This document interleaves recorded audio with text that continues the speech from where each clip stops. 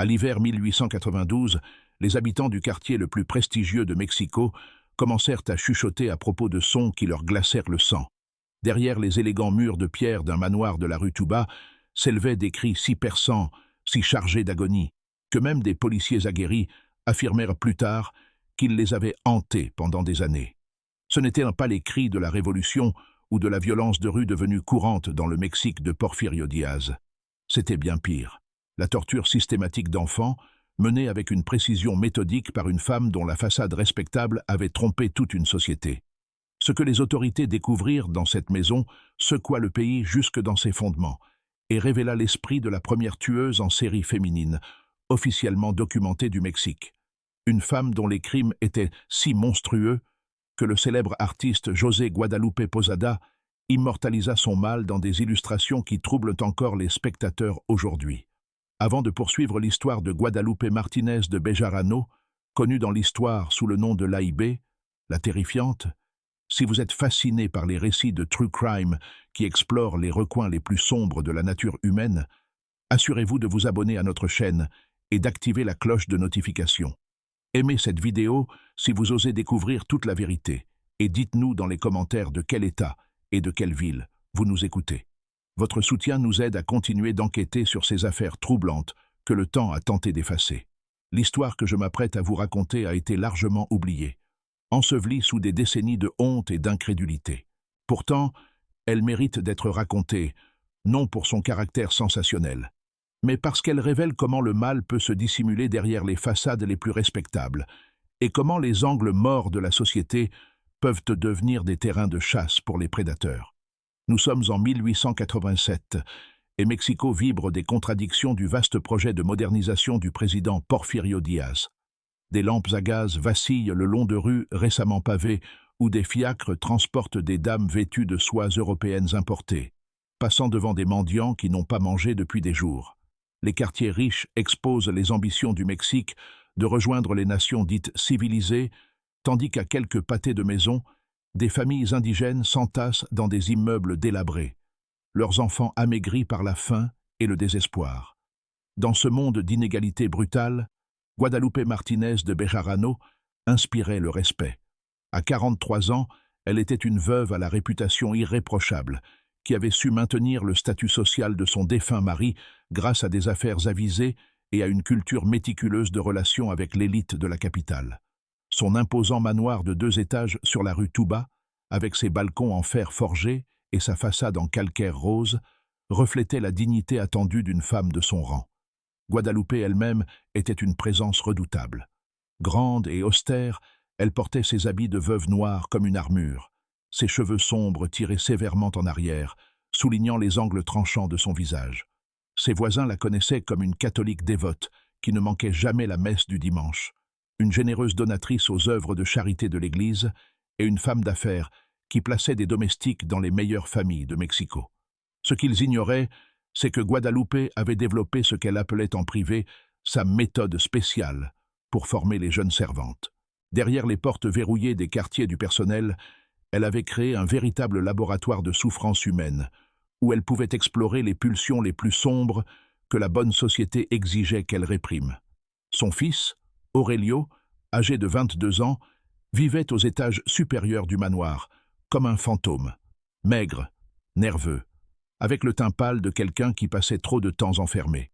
Il avait grandi en apprenant à se rendre invisible, chaque fois que le regard de sa mère prenait cet éclat particulier annonciateur de ce qu'elle appelait des séances de discipline. Il avait développé un bégaiement incontrôlable et une dépendance au laudanum qui l'aidait à dormir, malgré les bruits provenant d'en bas.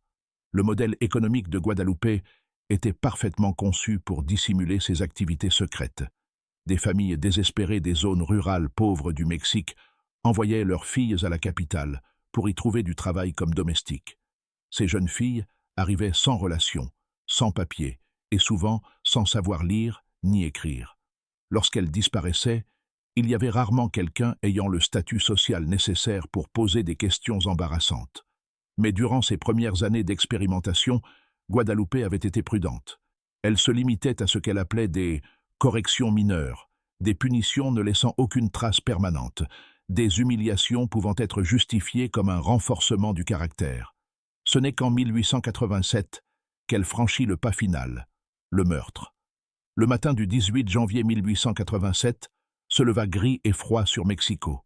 Une fine brume s'élevait de l'ancien lit du lac qui sous-tendait encore une grande partie de la ville, donnant aux rues une qualité irréelle qui étouffait les sons et brouillait les contours de la réalité. C'est ce matin-là que Casemira Juárez, une jeune fille de 16 ans originaire des montagnes du Michoacán, frappa à la porte en bois sculptée du manoir de Guadalupe Bejarano. Casemira avait voyagé 6 jours pour atteindre la capitale, transportant tout ce qu'elle possédait dans un petit baluchon de tissu. Ses parents étaient morts lors d'une épidémie de choléra l'année précédente, la laissant sans famille et sans avenir dans son village. Le prêtre de la paroisse lui avait donné une lettre de recommandation et l'adresse de Señora Bejarano, connue dans toute la région pour son œuvre charitable consistant à placer de jeunes femmes dans des emplois respectables.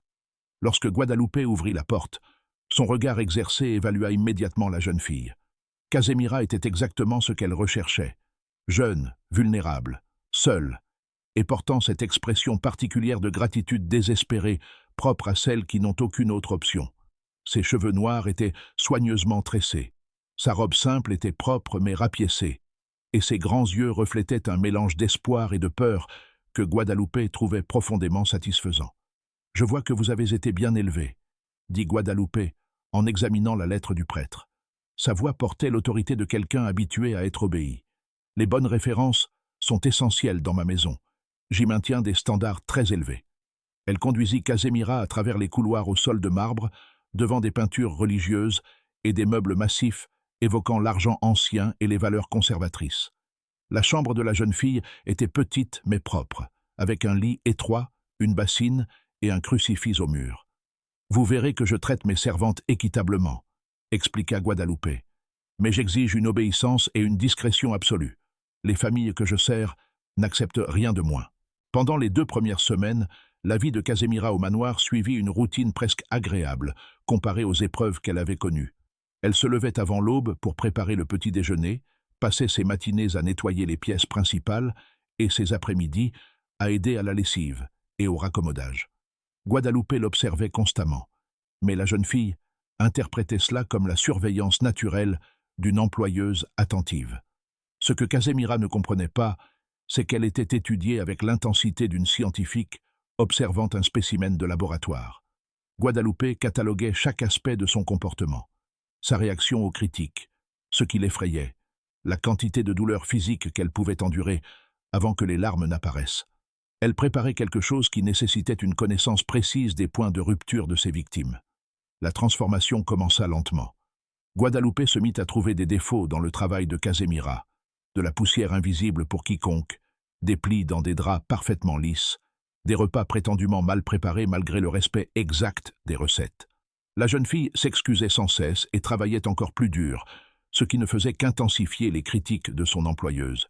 « Je commence à penser que vous n'êtes pas aussi bien formé que votre prêtre l'a affirmé, » dit Guadalupe un soir, sa voix chargée d'un froid qui fit frissonner Casemira. « Peut-être avez-vous besoin d'un enseignement plus intensif sur le comportement approprié. » Les punitions commencèrent modestement. Casemira était contrainte de rester immobile pendant des heures dans la cuisine en pénitence pour des infractions imaginaires. On lui refusait des repas lorsqu'elle se montrait maladroite, trébuchant sous l'effet de l'épuisement. Elle devait récurer les sols à genoux jusqu'à ce que ses paumes saignent, puis était réprimandée pour avoir taché la pierre de son sang. Aurelio, observant depuis l'ombre, sentit son estomac se nouer d'une terreur familière. Il avait déjà vu ce schéma avec d'autres servantes, mais jamais poussé aussi loin. Lorsqu'il tenta de parler à sa mère de la façon dont elle traitait la jeune fille, la réponse de Guadalupe fut immédiate et terrifiante. « Je vois que tu as oublié qui entretient cette maison, » dit-elle, les yeux froids comme une pierre d'hiver. « Peut-être aimerais-tu rejoindre Casemira dans ses leçons de respect et d'obéissance. » La menace était claire. Aurelio se retira dans sa chambre et augmenta sa dose de laudanum, essayant de s'engourdir face à ce qu'il savait inévitable. En février, le monde de Casemira était devenu un cauchemar éveillé. Ce qui avait commencé comme une discipline sévère s'était transformé en une torture systématique destinée à briser son esprit avant de détruire son corps. Guadalupe avait dépassé la simple cruauté pour entrer dans un territoire révélant l'ampleur réelle de sa perturbation psychologique. Le sous-sol du manoir, à l'origine un espace de stockage, avait été transformé en ce que Guadalupe appelait en privé sa salle d'entraînement. Là, à l'abri de toute interférence possible, elle pouvait mener ses expériences de souffrance humaine sans aucune retenue. Casemira était dépouillée de ses vêtements et forcée de rester nue dans la pièce de pierre glacée, tandis que Guadalupe tournait autour d'elle comme une prédatrice, pointant chaque imperfection nécessitant correction. Le corps amaigri de la jeune fille laissait apparaître chaque côte, chaque angle aigu de la malnutrition que Guadalupe avait délibérément provoquée par la privation de nourriture. « Tu vois comme tu es devenue laide » murmura Guadalupe, sa voix chargée d'une intimité plus terrifiante encore que les cris. « Voilà ce qui arrive quand les servantes oublient de leur place. Mais ne t'inquiète pas, je vais t'aider à t'en souvenir. » Le brasero qui chauffait habituellement les pièces du manoir devint un instrument de torture. Guadalupe chauffait des outils en fer jusqu'à ce qu'ils rougissent, puis les approchait lentement de la peau de Casemira, observant son visage se déformer de terreur avant même que la douleur ne commence.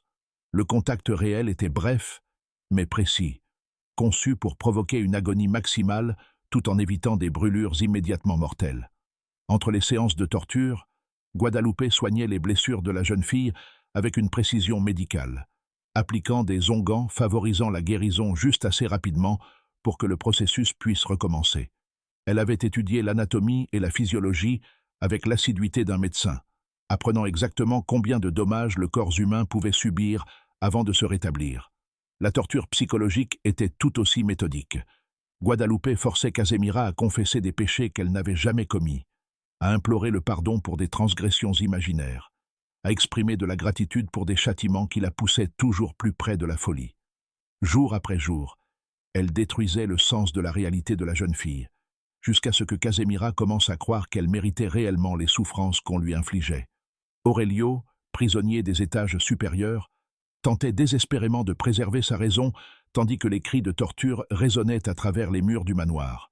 Il commença à tenir un journal, y griffonnant des observations désespérées dans une écriture de plus en plus chaotique à chaque entrée. 15 février. Les cris étaient pires cette nuit. J'ai essayé de me boucher les oreilles, mais ça traverse tout. Mère dit que c'est nécessaire pour l'amélioration morale de la jeune fille. Mais son regard quand elle dit cela, mon Dieu, aidez-moi. Je crois qu'elle y prend plaisir. 22 février. J'ai trouvé du sang sur les marches menant à la cave. Quand j'ai posé des questions, Mère a souri et a dit qu'il y avait eu un accident pendant un cours de cuisine. Mais quel genre de leçon de cuisine nécessite autant de sang? 28 février. Je n'ai pas vu Casemira dans la maison principale depuis des jours. Mère dit qu'elle est trop malade pour travailler, mais j'entends des bruits venant d'en bas qui ne ressemblent pas à une maladie. Ils ressemblent à... Je ne peux pas écrire ce à quoi ils ressemblent. La fin arriva au début du mois de mars, après près de 6 semaines de torture systématique. Le corps de Casemira, poussé au-delà de toutes les limites de l'endurance humaine, finit par céder. Son cœur s'arrêta simplement de battre au cours de ce que Guadalupe avait prévu comme une autre séance de correction routinière.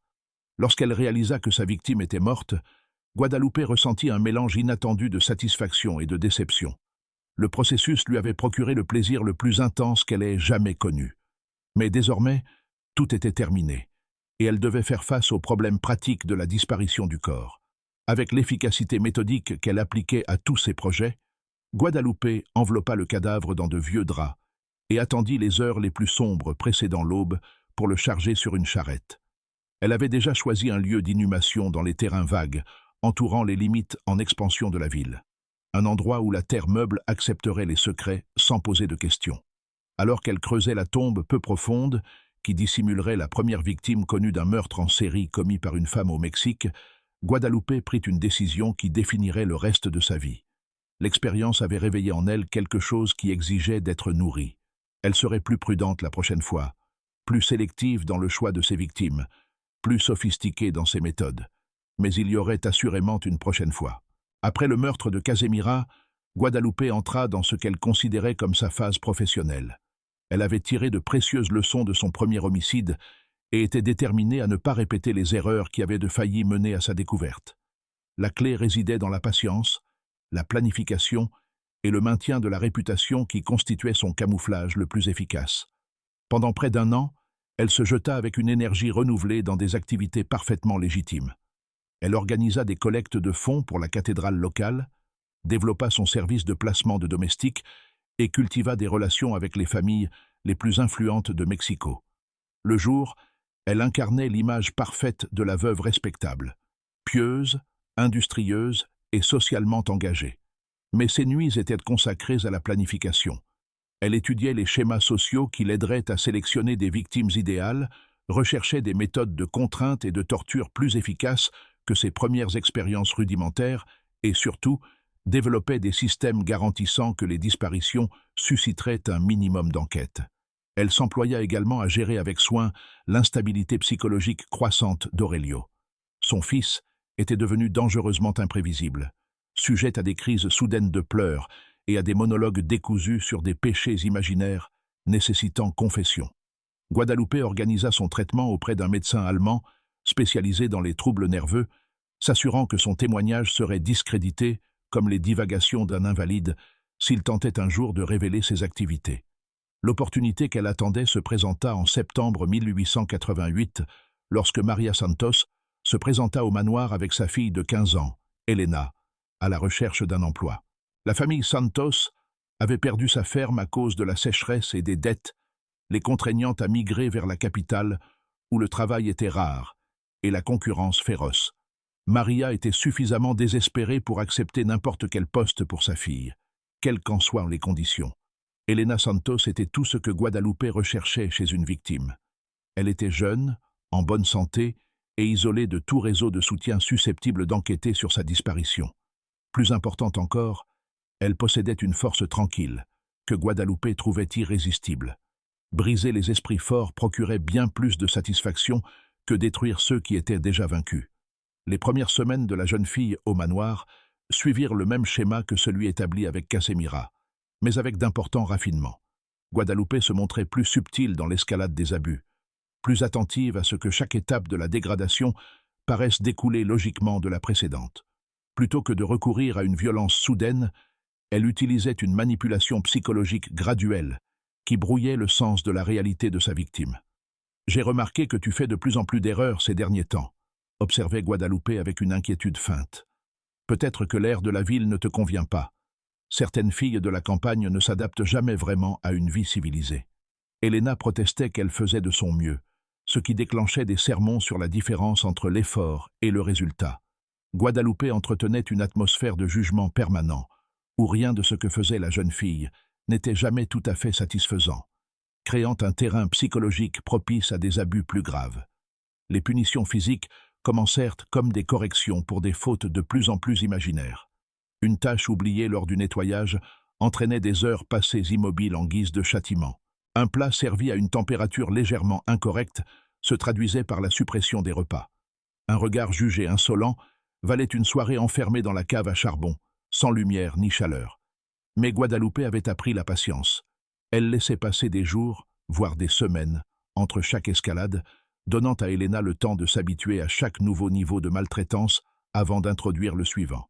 Cette approche méthodique empêchait la jeune fille de reconnaître le schéma global jusqu'à ce qu'elle soit trop psychologiquement brisée pour résister efficacement.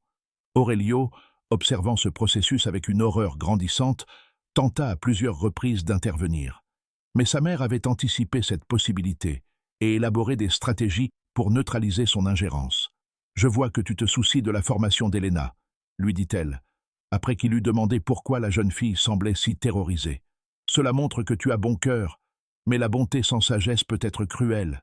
Ces filles de la campagne ont besoin d'une direction ferme pour surmonter leur paresse et leur tromperie naturelle. Préférerais-tu que je la renvoie dans la rue, où elle tomberait sûrement dans la prostitution et le péché ?»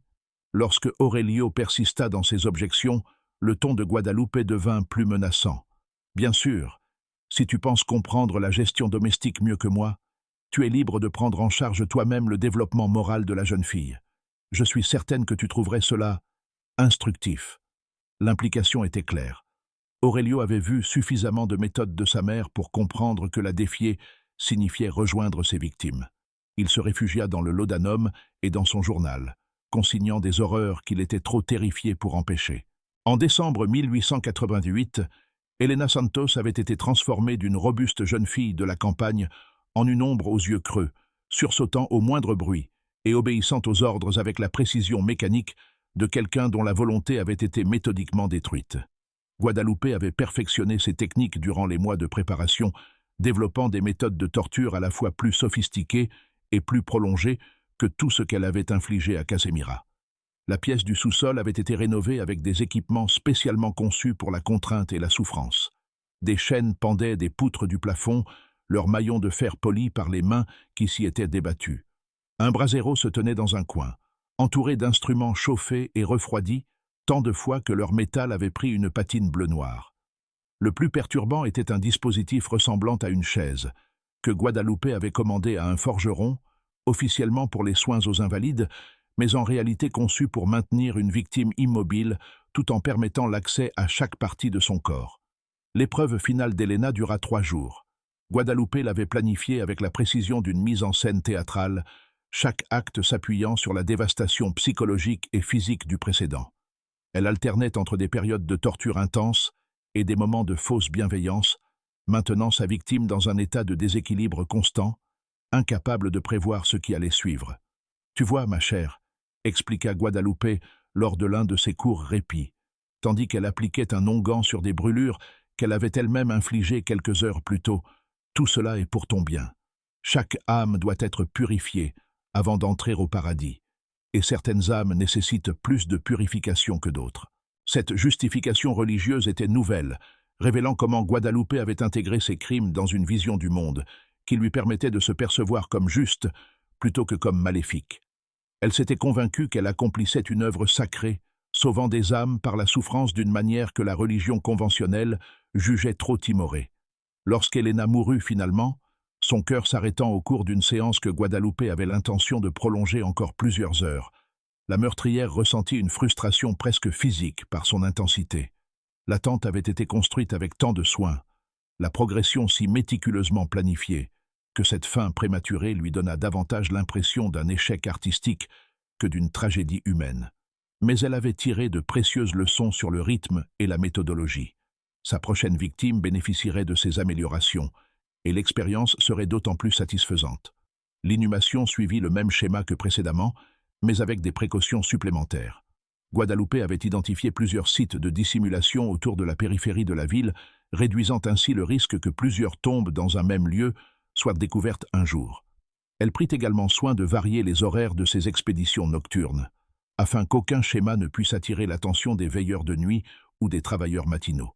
Lorsque Maria Santos se présenta au manoir 3 semaines plus tard, affolée par le silence inexpliqué de sa fille, Guadalupe était prête avec une histoire soigneusement élaborée pour détourner les soupçons tout en décourageant toute enquête approfondie. « Je crains qu'Elena ne soit tombée gravement malade peu après Noël », expliqua-t-elle avec une compassion parfaitement maîtrisée. Une fièvre qui semblait affecter son esprit autant que son corps. Elle s'est persuadée que sa famille était en danger et a insisté pour partir immédiatement afin de vous prévenir. J'ai essayé de la convaincre d'attendre d'être suffisamment rétablie pour voyager en sécurité, mais vous savez combien les jeunes peuvent être obstinés lorsqu'ils s'inquiètent pour ceux qu'ils aiment. Le récit était assez plausible pour satisfaire le besoin d'explication d'une mère désespérée et suffisamment vague pour rendre toute vérification impossible. Maria Santos quitta le manoir en croyant que sa fille traversait la dangereuse campagne mexicaine pour rentrer chez elle, sans jamais soupçonner que les os d'Elena étaient déjà blanchis par les charognards dans une tombe peu profonde, aux abords de la ville. La période comprise entre le meurtre d'Elena Santos, à la fin de 1888, et les prochains crimes de Guadalupe, en 1892, représenta l'apogée de sa sophistication criminelle. Elle avait appris à contrôler ses impulsions, canalisant ses pulsions homicidaires dans une planification minutieuse et une sélection rigoureuse des victimes, tout en maintenant une façade publique de plus en plus convaincante au fil des années. Durant cette période, elle s'imposa comme l'une des figures caritatives les plus en vue de Mexico. Elle organisa des actions de secours pour les victimes de tremblements de terre, parraina des orphelinats et contribua si généreusement à des projets de construction d'églises que l'archevêque lui-même loua sa dévotion chrétienne depuis la chair. Cette reconnaissance publique constituait un bouclier parfait pour ses activités privées, rendant toute accusation non seulement improbable, mais presque sacrilège. Elle développa également son entreprise de placement domestique en une opération sophistiquée, lui donnant accès à de jeunes femmes vulnérables issues de tout le centre du Mexique. Sa réputation de fiabilité et de discrétion en faisait l'intermédiaire privilégié des familles les plus aisées de la capitale, tandis que son engagement supposé pour l'instruction morale attirait des parents désespérés qui voyaient le service domestique comme la seule échappatoire à la pauvreté rurale pour leurs filles. Ce que ces familles ignoraient, c'est que Guadalupe avait mis au point un processus de sélection complexe pour identifier des victimes idéales. Elle recherchait des jeunes filles isolées de tout soutien familial, psychologiquement vulnérables et suffisamment attirantes pour satisfaire ses préférences de plus en plus spécifiques.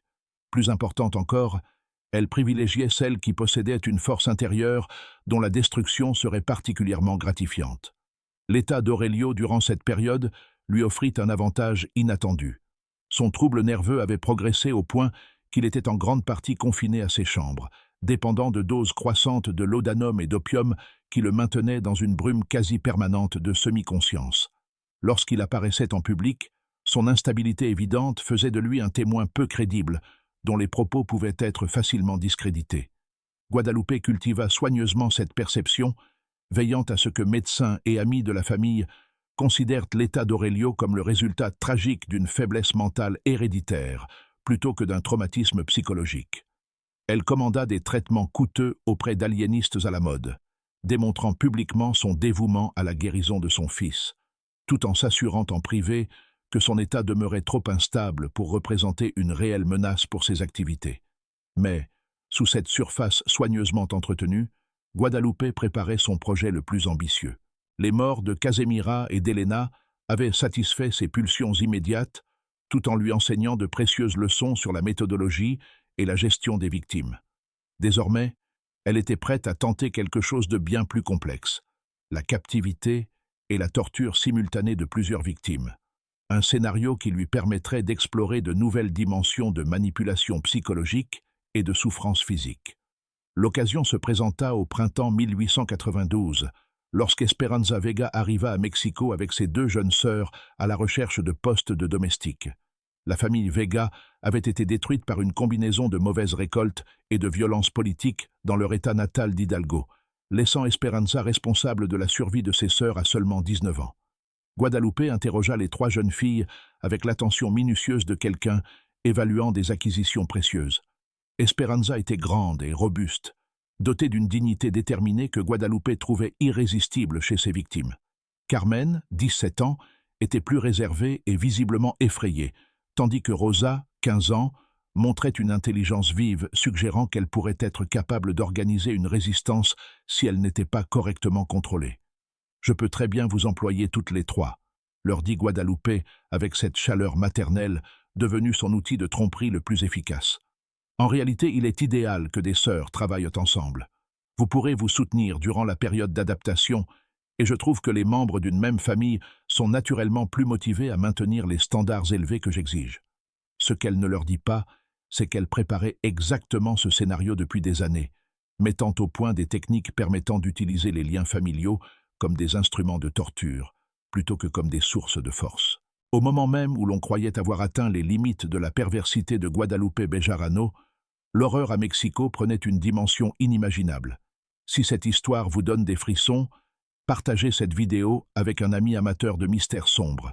Cliquez sur « J'aime » pour soutenir notre contenu et n'oubliez pas de vous abonner pour ne jamais manquer ce genre de récit. Découvrons ensemble ce qui se produit lorsqu'un monstre réalise que détruire une âme à la fois ne suffit plus à satisfaire son appétit de souffrance. L'arrivée des sœurs Vega marqua le début de la campagne de torture la plus sophistiquée et la plus prolongée de Guadalupe. Forte des leçons tirées de ses expériences précédentes, elle comprenait désormais que la clé d'une satisfaction maximale ne résidait pas dans la rapidité de la destruction, mais dans la culture patiente du désespoir sur de longues périodes. Pendant le premier mois, les 3 sœurs furent traitées avec la bienveillance apparente, devenue la marque de fabrique de Guadalupe. Elles recevaient une nourriture suffisante, des tâches raisonnables, et même de petits privilèges, comme des après-midi occasionnels pour explorer la ville ensemble. Cette période de fausse sécurité était essentielle à la stratégie globale de Guadalupe. Elle avait besoin que ses victimes développent un attachement émotionnel à leur situation avant de commencer à détruire méthodiquement tout ce qu'elles chérissaient. La manipulation psychologique débuta subtilement, Guadalupe introduisant progressivement des divisions entre les sœurs. Elle louait le travail de l'une, tout en critiquant celui d'une autre pour des performances identiques. Elle créait des situations où elles devaient se disputer des privilèges, faisant naître rancœur et suspicion, là où il y avait auparavant solidarité. J'ai remarqué que Rosa semble mieux s'adapter que ses sœurs, observait-elle auprès d'Esperanza lors de conversations privées. Certaines personnes sont naturellement plus aptes à la vie civilisée. Peut-être que Carmen bénéficierait de passer plus de temps avec moi, à apprendre des raffinements qui viennent si naturellement à Rosa. Ces remarques en apparence innocentes étaient destinées à semer des graines de culpabilité et d'angoisse, qui plus tard se transformeraient en tourments psychologiques complets. Esperanza commença à remettre en question sa décision d'avoir amené ses sœurs à Mexico, tandis que Carmen développa un besoin désespéré de prouver qu'elle méritait l'approbation. En juin 1892, Guadalupe avait réussi à isoler psychologiquement chacune des sœurs, tout en maintenant leur proximité physique.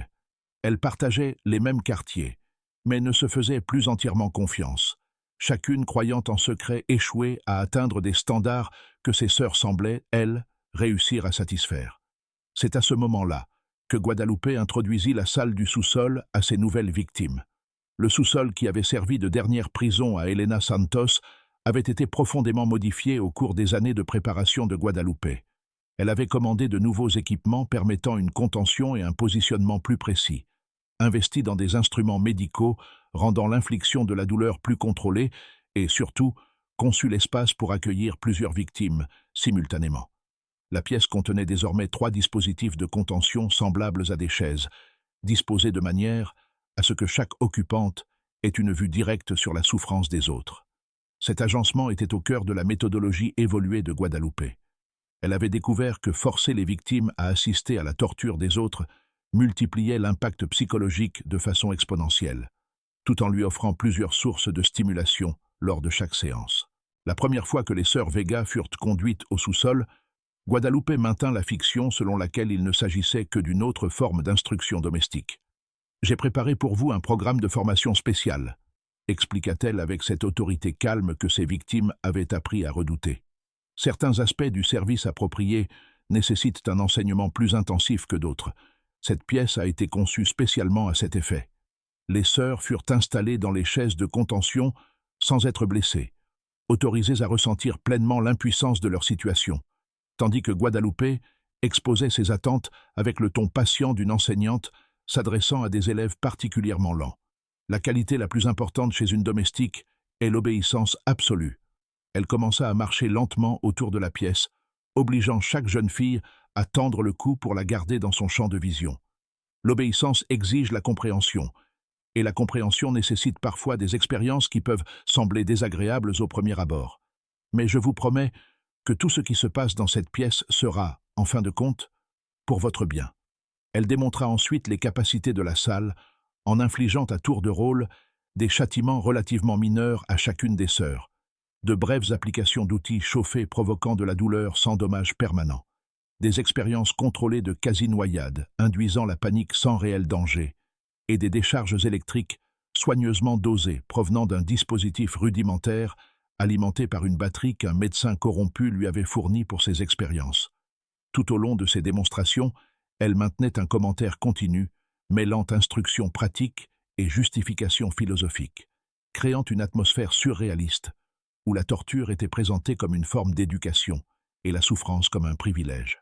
« Tu vois, Carmen, comme ta résistance ne fait que compliquer les choses pour tout le monde, » observait-elle en appliquant du métal brûlant sur l'épaule de la jeune fille. « Et remarque, Rosa, comment l'égoïsme de ta sœur m'empêche de passer à des activités plus agréables. Peut-être aimerais-tu l'encourager à se montrer plus coopérative. » Cette technique, forcer les victimes à assister à la souffrance des autres et à y participer indirectement, se révéla d'une efficacité dévastatrice. En quelques semaines, les sœurs furent transformées d'une famille unie en individus isolés, prêts à rivaliser désespérément pour la moindre réduction de leur supplice, même si cela signifiait accepter une souffrance accrue pour leur propre sœur. Esperanza, en tant qu'aînée, subissait le tourment supplémentaire de se sentir responsable de la situation de sa famille. Guadalupe exploita cela sans la moindre pitié, rappelant fréquemment à la jeune femme que Carmen et Rosa souffraient à cause de sa décision de les amener à Mexico. Tout cela pourrait s'arrêter si facilement, murmurait Guadalupe lors des longues séances devenues le divertissement habituel de ses soirées. Il te suffirait de me demander de transférer leur punition sur toi. Je suis certaine qu'elles apprécieraient une telle dévotion fraternelle. Lorsqu'Esperanza finissait inévitablement par accepter ce sacrifice, Guadalupe l'acceptait temporairement avant d'annoncer que les autres sœurs devaient, elles aussi, partager la responsabilité de la souffrance de leur aînée. Le labyrinthe psychologique qu'elle avait construit n'avait aucune issue. Chaque choix menait à davantage de douleur. Chaque geste d'amour devenait une arme servant à infliger un tourment supplémentaire.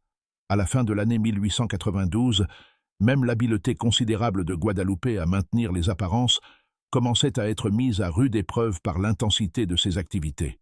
La torture systématique de 3 victimes simultanément exigeait des quantités énormes de temps et d'énergie, la laissant fréquemment épuisée et parfois négligente dans l'entretien de sa façade publique. Aurelio, malgré son état fortement médicamenté, avait commencé à remarquer des changements dans le comportement de sa mère qui l'effrayaient plus encore que ses cruautés passées. Elle avait commencé à se parler à elle-même pendant les repas, tenant des conversations avec des interlocuteurs invisibles à propos de techniques et d'améliorations. Elle avait perdu beaucoup de poids. Ses yeux avaient pris une lueur fiévreuse, et il lui arrivait d'oublier le soin méticuleux de son apparence, autrefois essentiel à son image publique. Plus troublant encore, elle avait commencé à l'inviter à observer son travail. « Je pense que tu es assez âgé maintenant pour comprendre ce que j'ai essayé d'accomplir », lui dit-elle un soir de décembre. « Ton éducation a été incomplète sans être confrontée aux réalités de la nature humaine. Il est peut-être temps que tu apprennes de quoi les gens sont réellement capables lorsqu'ils sont correctement motivés. » Aurelio parvint à refuser ces invitations grâce à une combinaison de maladies simulées et d'une consommation accrue de drogue, mais il sentait que la patience de sa mère, face à son évitement, s'amenuisait. Il commença à soupçonner que son prochain refus pourrait se solder par sa propre descente au sous-sol, aux côtés des sœurs. Cette peur le poussa à accomplir le premier acte décisif de sa vie d'adulte. Profitant des moments de lucidité entre 2 doses, il se mit à consigner tout ce qu'il avait observé au fil des années concernant les activités criminelles de sa mère. Ses entrées de journal devinrent plus détaillées et précises, se concentrant sur des horaires, des dates et des descriptions susceptibles de servir de preuve s'il trouvait un jour le courage de les présenter aux autorités. 15 décembre 1892. J'ai entendu 3 voix distinctes hurler depuis le sous-sol cette nuit. Mère affirme n'avoir engagé que 2 nouvelles servantes. Mais je sais ce que j'ai entendu. Elle est aussi restée là-bas jusqu'à presque l'aube, bien plus longtemps que ne le nécessiterait toute instruction domestique légitime. 20 décembre 1892. J'ai trouvé des vêtements ensanglantés dans la chambre de mère en cherchant du laudanum supplémentaire. Quand je lui ai posé la question, elle a souri et dit qu'elle aidait à l'instruction médicale des servantes. Mais quel type d'enseignement médical nécessite autant de sang? 28 décembre 1892. Mère m'a encore demandé de l'accompagner au sous-sol. Quand j'ai refusé, elle a dit que j'étais assez âgé pour assumer des responsabilités d'adulte, que je le veuille ou non. Je pense qu'elle a l'intention de me forcer à participer à ce qu'elle fait là-dessous. La crise qui allait finalement révéler les crimes de Guadalupe débuta le jour de l'an 1893, lorsqu'une visite de routine du prêtre de la paroisse faillit mener à une découverte. Le père Miguel Herrera était venu remettre à Guadalupe le reçu de sa contribution caritative annuelle et discuter des préparatifs du carême à venir. Mais sa visite coïncida avec l'une des longues séances menées au sous-sol. Le prêtre fut prié d'attendre dans le salon principal pendant que Guadalupe tentait frénétiquement de conclure ses activités et de se rendre présentable. Cependant, les sons provenant de sous la maison étaient trop forts et trop manifestement empreints de détresse pour être expliqués comme de simples activités domestiques. « Señora Bejarano » demanda le père Herrera avec une inquiétude évidente. « Quelqu'un est-il malade dans votre foyer? Ces bruits suggèrent une grande souffrance. » L'explication de Guadalupe, selon laquelle l'une de ses servantes souffrait d'une fièvre provoquant le délire, suffit à apaiser temporairement le prêtre. Mais ses soupçons avaient été éveillés. En tant que figure caritative la plus en vue de Mexico, Guadalupe recevait souvent des visites du clergé, Mais jamais elle n'avait semblé aussi agitée ni aussi pressée de mettre fin à leur rencontre. Le père Herrera commença à poser des questions discrètes parmi ses paroissiens au sujet de la maison Bejarano. Ce qu'il découvrit le troubla profondément. Plusieurs voisins signalèrent que les bruits provenant du manoir étaient devenus de plus en plus inquiétants au cours des derniers mois. Les plaintes habituelles concernant la discipline domestique avaient évolué vers quelque chose de bien plus grave. Des cris durant des heures, l'odeur de chair brûlée dérivant parfois des fenêtres, et l'absence totale des jeunes servantes censées y vivre. Plus accablants encore furent les témoignages de commerçants ayant travaillé avec la maison. Un forgeron déclara avoir été chargé de fabriquer des dispositifs de contention bien plus élaborés que ce qui aurait été nécessaire pour gérer des domestiques difficiles. Un médecin admit avoir fourni à Guadalupe des instruments médicaux et des drogues sans aucune utilité domestique légitime.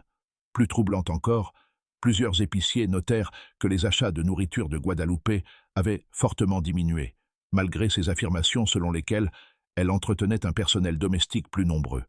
À mesure que l'hiver avançait vers les premiers mois de 1893, les activités de Guadalupe atteignirent un paroxysme de perversité, repoussant même sa considérable capacité de cruauté vers des territoires encore inexplorés.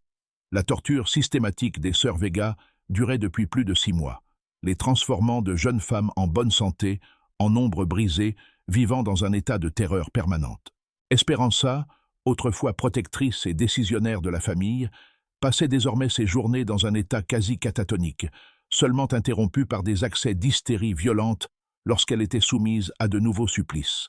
Son corps portait les traces de chaque perfectionnement apporté par Guadalupe à ses techniques de torture. Des brûlures placées avec précision, formant des motifs sur sa peau, des coupures soigneusement infligées, puis laissées guérir avant d'être rouvertes à plusieurs reprises, ainsi que des signes de blessures internes témoignant de violations trop horribles pour être détaillées. Carmen développa une réaction différente face aux abus prolongés. Elle s'était enfoncée si profondément dans la folie qu'elle semblait souvent réellement inconsciente de ce qui lui arrivait, parlant à des compagnons invisibles et riant face à des horreurs qui auraient dû provoquer des cris. Ce détachement de la réalité frustrait autant qu'il fascinait Guadalupe, qui y voyait un défi.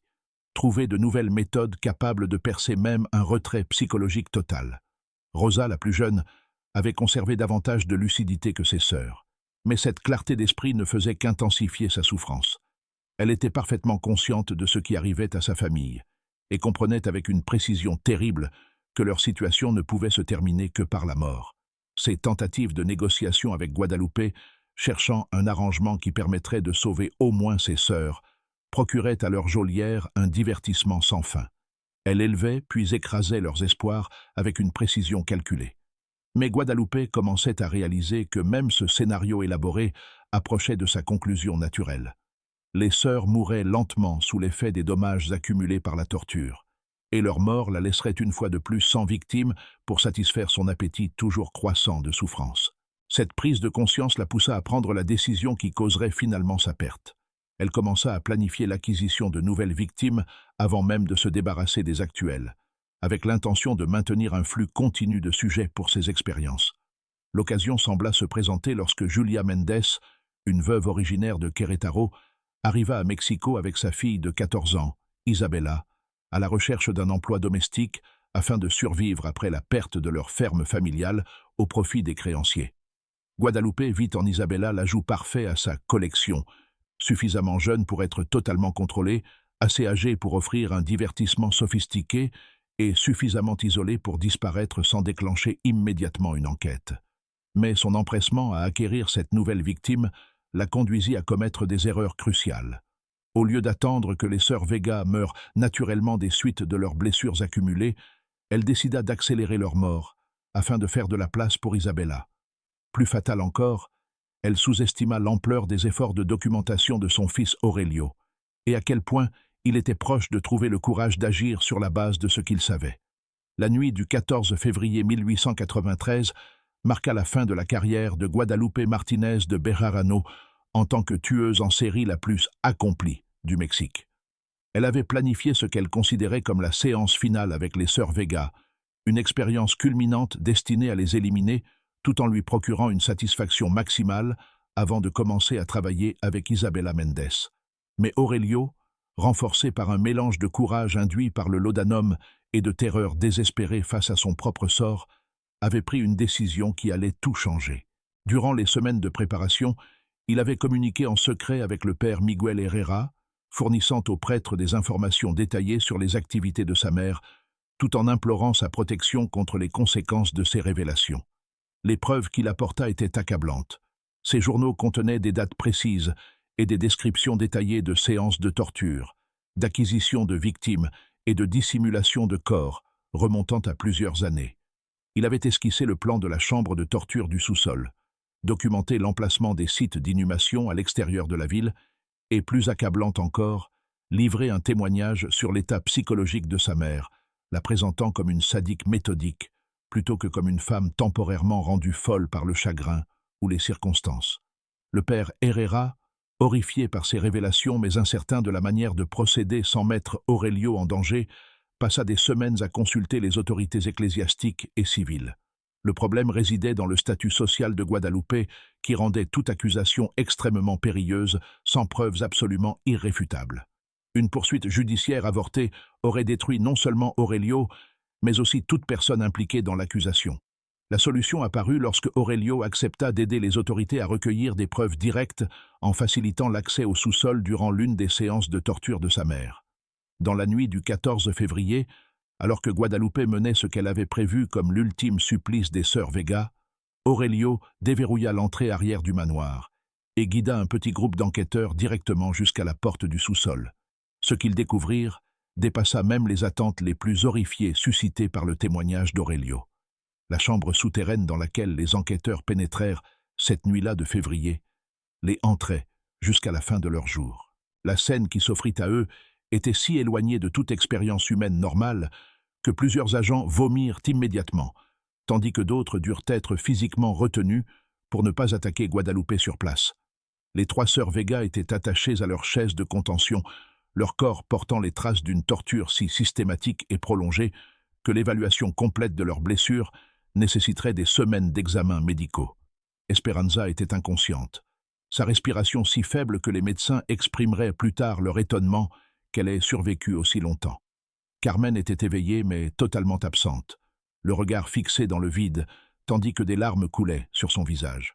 Rosa, malgré son état épouvantable, était encore suffisamment lucide pour tenter de communiquer avec ses sauveteurs, bien que les mots qu'elle murmurait fussent pour la plupart des supplications incohérentes implorant la mort plutôt que le salut. Mais c'était Guadalupe elle-même qui constituait l'aspect le plus glaçant de la scène. Lorsque les enquêteurs firent irruption dans la pièce, ils la trouvèrent poursuivant calmement son œuvre, sans la moindre surprise ni inquiétude face à leur arrivée.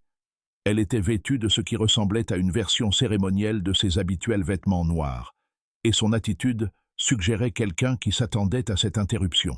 « Messieurs, » dit-elle avec un calme parfait, tout en tenant encore des instruments de torture, « j'imagine que vous disposez d'une autorisation en règle pour cette intrusion dans les affaires privées de mon foyer. » Sa réaction, ou plutôt son absence de réaction, révélait la profondeur de son détachement psychologique vis-à-vis des réponses humaines normales. Elle semblait réellement incapable de comprendre pourquoi ces actes pouvaient être considérés comme criminels, qualifiant les séances de torture de instruction morale et les victimes de élèves, nécessitant une guidance intensive. Les preuves matérielles découvertes au sous-sol confirmaient chaque détail du témoignage d'Aurelio, tout en révélant des horreurs supplémentaires qu'il avait été trop traumatisé pour consigner entièrement. Les enquêteurs mirent au jour des registres détaillés tenus par Guadalupe sur ses techniques de torture, comprenant des dessins et des notes montrant qu'elle expérimentait systématiquement différentes méthodes d'infliction de la douleur. Ils trouvèrent des instruments médicaux modifiés à des fins de torture, des dispositifs de contention révélant une compréhension sophistiquée de l'anatomie humaine, et, plus troublant encore, une collection d'objets personnels appartenant aux victimes, conservés comme trophées de ses conquêtes. Mais peut-être la preuve la plus accablante résidait-elle dans les entrées de journal révélant la pleine conscience qu'avait Guadalupe de la nature de ses crimes et de leur impact sur ses victimes. Loin d'être guidée par une folie passagère ou des pulsions incontrôlables, elle avait planifié et exécuté ses séances de torture avec la précision méthodique d'une scientifique menant des expériences. 15 octobre 1892. La résistance de la sœur aînée continue d'offrir d'excellentes occasions de démontrer les conséquences aux plus jeunes. La douleur partagée entre membres d'une même famille semble se multiplier de façon exponentielle plutôt que de simplement s'additionner. Cette technique mérite d'être perfectionnée. 3 novembre 1892. Découvert que le retrait psychologique de la sœur cadette peut être temporairement inversé par l'application ciblée de menaces à l'encontre de ses sœurs. La capacité humaine d'instinct protecteur semble surpasser même des dommages mentaux sévères dans des conditions appropriées. 12 décembre 1892. Début de la planification des phases finales pour les sujets actuels. Leur détérioration a atteint un point où la poursuite de l'expérimentation offre des rendements décroissants. De nouvelles acquisitions seront bientôt nécessaires. L'arrestation de Guadalupe Martinez de Bejarano, le 15 février 1893, provoqua une onde de choc éclipsant toutes les autres nouvelles au Mexique. Pour la première fois dans l'histoire du pays, les autorités avaient mis au jour des preuves de meurtres en série commis par une femme, et pas n'importe laquelle, mais l'une des figures caritatives les plus respectées de Mexico. Le contraste entre l'image publique de Guadalupe et la réalité de ces crimes était si extrême que beaucoup refusèrent d'y croire dans un premier temps. Comment une femme ayant donné des milliers de pesos aux orphelinats et aux églises, louée par des archevêques et des responsables gouvernementaux, et ayant conservé une réputation sociale irréprochable pendant des décennies, pouvait-elle être capable d'actes aussi monstrueux? Mais les preuves étaient accablantes. L'état physique des sœurs Vega survivantes constituait une démonstration irréfutable de torture systématique. La chambre du sous-sol contenait des instruments et des installations ne pouvant servir à rien d'autre qu'à infliger de la souffrance. Plus important encore, les propres journaux de Guadalupe documentaient des années d'activité criminelle avec un niveau de détail rendant toute négation impossible. Les audiences préliminaires commencèrent quelques jours seulement après son arrestation. Le procès se déroula dans une salle d'audience bondée de journalistes, de réformateurs sociaux et de citoyens curieux, tous désireux d'apercevoir la femme qui avait dissimulé d'aussi terribles secrets derrière une façade de respectabilité. Le comportement de Guadalupe durant ces audiences apporta des preuves supplémentaires de son anomalie psychologique. Elle ne manifesta aucun remords pour ses crimes, aucune compassion pour la souffrance de ses victimes, et ne sembla jamais comprendre pourquoi ses actes étaient considérés comme criminels. Lorsqu'on lui demanda d'expliquer la torture infligée aux sœurs Vega, elle répondit avec la patience d'une enseignante, s'adressant à des élèves particulièrement lents. Ces jeunes filles me sont arrivées comme des paysannes ignorantes, sans compréhension du comportement approprié ni du sens des responsabilités morales, expliqua-t-elle d'un ton calme et raisonnable. Grâce à une instruction intensive, je les aidais à atteindre une purification spirituelle, qui leur serait bénéfique dans cette vie comme dans la suivante. Le fait que ce processus ait impliqué un certain inconfort temporaire était, selon elle, regrettable mais nécessaire. Son incapacité totale à reconnaître ses victimes comme des êtres humains dotés de droits et de dignité révélait l'ampleur de sa pathologie psychologique.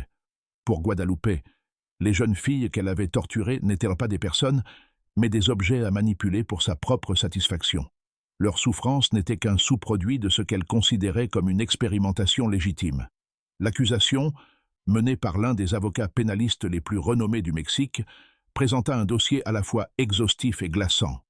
Elle documenta non seulement les crimes commis contre les sœurs Vega, mais aussi les meurtres jusque-là inconnus de Casemira Juarez et d'Elena Santos, étayés par le témoignage d'Aurelio et par des preuves matérielles exhumées des sites d'inhumation révélés dans les journaux de Guadalupe. Des experts médicaux témoignèrent de la nature sophistiquée des techniques de torture, soulignant que la précision et la diversité des méthodes utilisées démontraient une planification poussée et une connaissance approfondie de l'anatomie humaine. Ils notèrent que Guadalupe avait clairement étudié les effets de la souffrance prolongée, développant des techniques maximisant la douleur tout en évitant la mort immédiate. L'un des témoignages les plus accablants fut celui de responsables religieux qui enquêtaient depuis des mois sur des signalements concernant la maison Bejarano avant la découverte finale.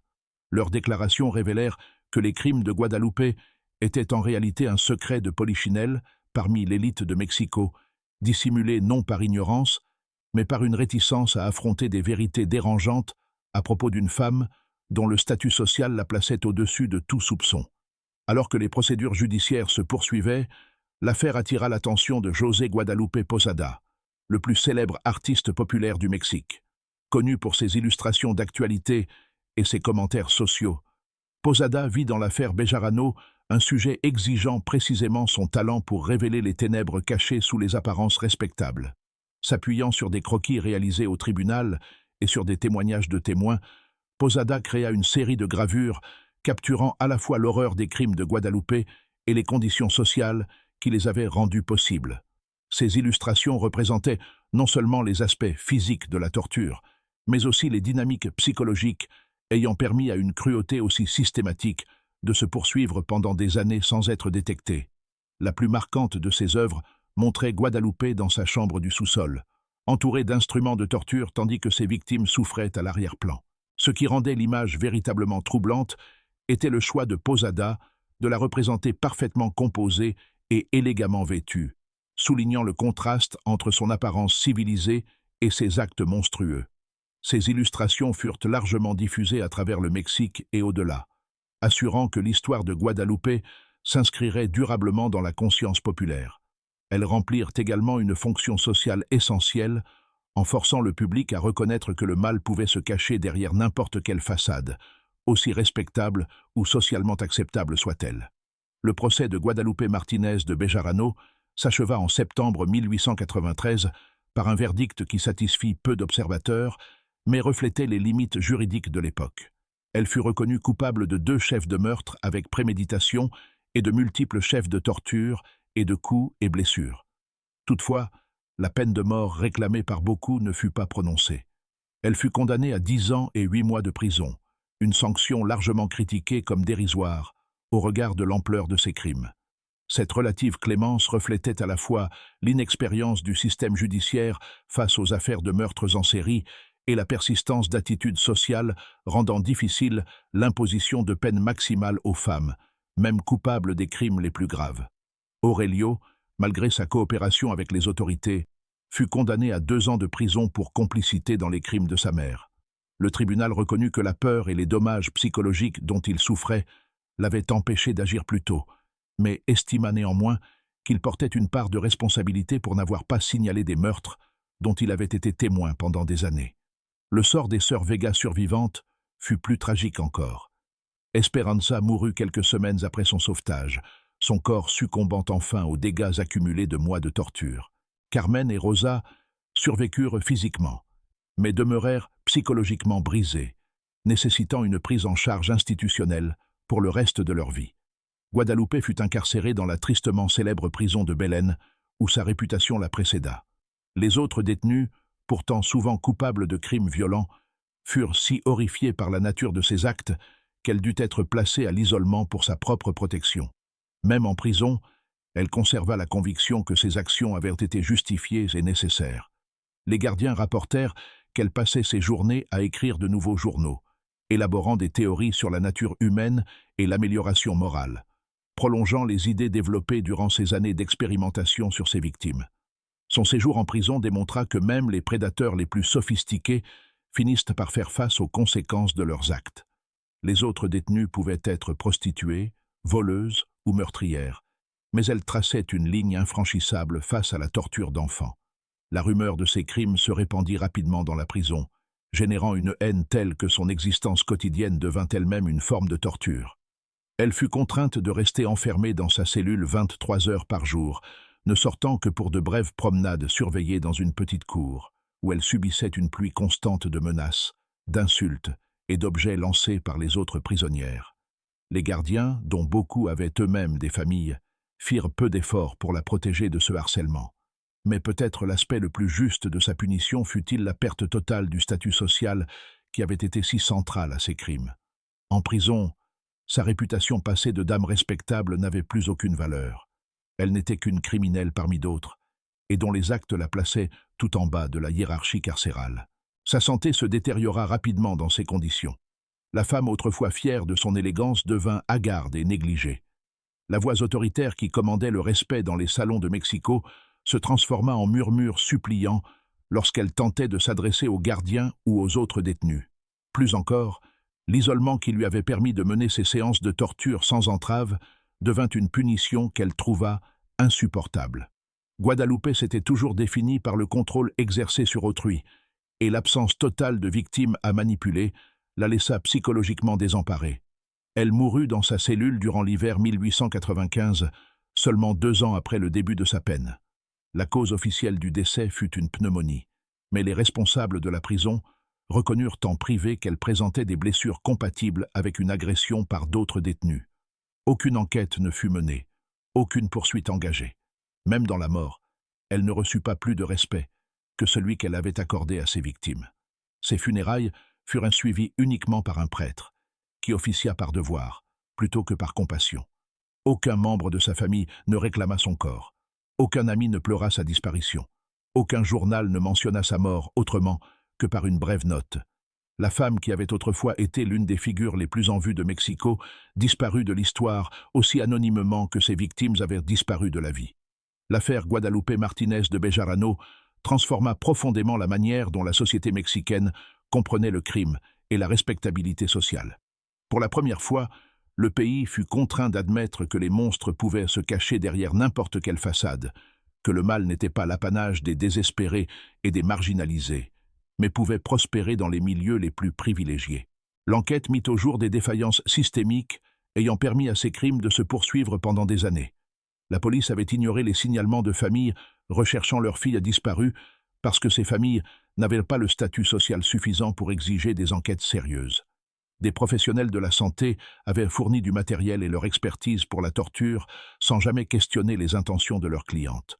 Les autorités religieuses avaient accepté ces dons caritatifs tout en fermant les yeux sur des signes évidents de maltraitance au sein de son foyer. Plus troublante encore fut la découverte que de nombreux membres de l'élite de Mexico soupçonnaient la vérité sur les activités de Guadalupe, mais avaient choisi le silence plutôt que de confronter une femme dont la position sociale rendait toute accusation dangereuse. L'affaire révéla une culture de complicité valorisant la réputation au détriment de la justice et l'harmonie sociale au détriment de la vie humaine. Ces révélations entraînèrent d'importantes réformes du système judiciaire mexicain.